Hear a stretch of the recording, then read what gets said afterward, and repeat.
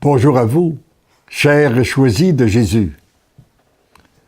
Le message numéro 5 du 3e volume pose cette interrogation à une personne, mais il peut nous la poser aussi à chacun de nous.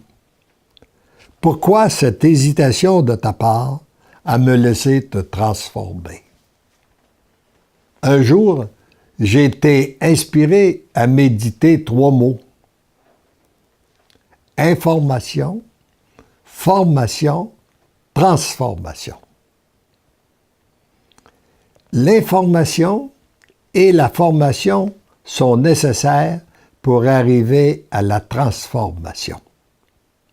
Mais c'est ce que ça devrait produire en nous. Trop souvent, et nous savons que c'est ce que nous voyons, ce que ça produit chez les gens. Par exemple, qu'on pense à un Jean-Paul II, un Benoît XVI, un François, des gens bien informés, bien formés et transformés par l'amour de Dieu. Mais trop souvent, nous ne courons qu'à l'information et nous faisons de l'information notre but. Et là, il y a un petit côté d'orgueil qui se cache en nous. Parce que si je suis plus informé que vous, je sais des choses que vous ne savez pas, donc ça me donne une petite supériorité. Et lorsque l'orgueil prend place, nous ne passons pas à la transformation. Il en est de même pour la formation. Car là, si je suis mieux formé que toi, je sais ce qu'il ne faut pas faire. Alors là, ça me permet de te dire ceci, etc., etc. Là, c'est l'orgueil, encore une fois, qui prend place. Et on ne passe pas à la transformation.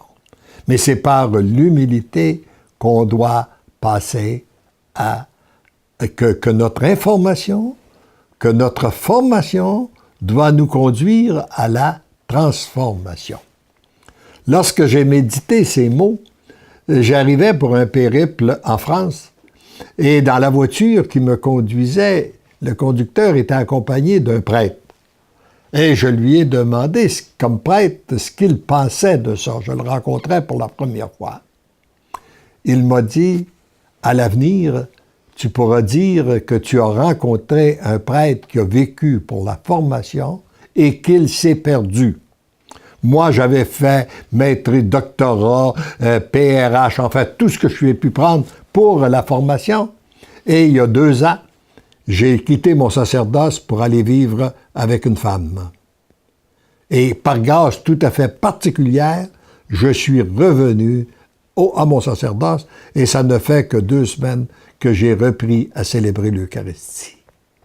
D'où l'importance de bien saisir que tout ce qui est information et formation doit nous conduire à la transformation. Et pour cela, il faut demander régulièrement la grâce de l'humilité. Alors, la prière que j'avais formulée au début du message 5 était celui-ci. « Seigneur Jésus, je vous soumets la demande de J, que je nommerai Janine, là. Je me place à votre écoute. Je vous remercie d'entendre et d'exaucer ma demande et la sienne. Je vous aime. Mon tout petit, c'est avec joie que je réponds à cette demande. Je veux dire à Janine ceci.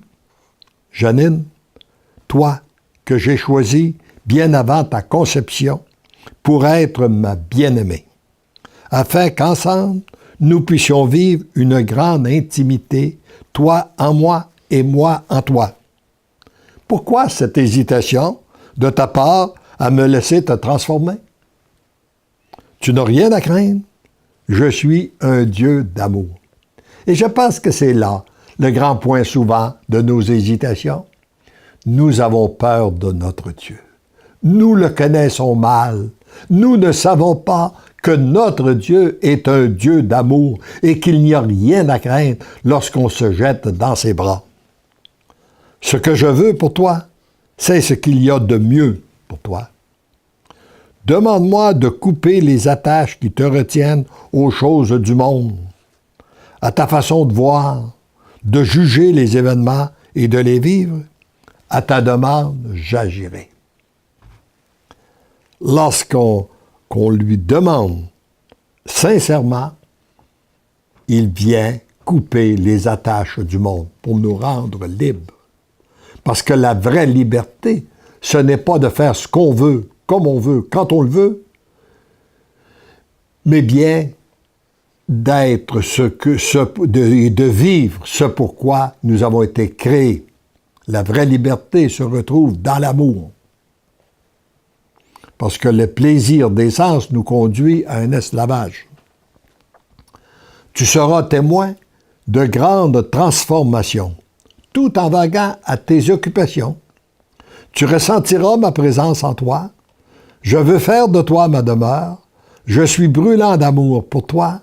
Tu n'as qu'à ouvrir tes mains pour l'accueillir. Je suis là bien en toi. Comme c'est facile quand c'est notre Dieu qui agit.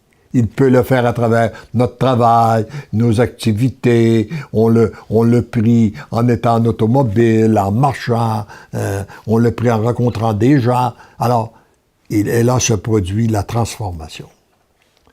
Pourquoi me cherches-tu ailleurs?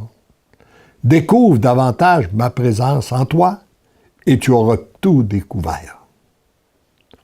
Ne cherche pas à te rendre parfaite, c'est mon œuvre. C'est lui qui est le créateur, il recrée continuellement et c'est lui qui vient refaire notre être lorsqu'on lui laisse toute liberté d'agir.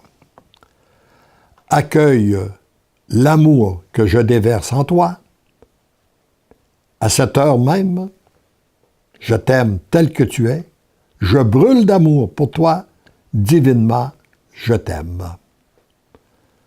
Alors, je demande comme grâce à la fin de cet enseignement, vous qui m'écoutez, que vous puissiez découvrir la présence de Jésus en vous et vous aurez tout découvert. Amen.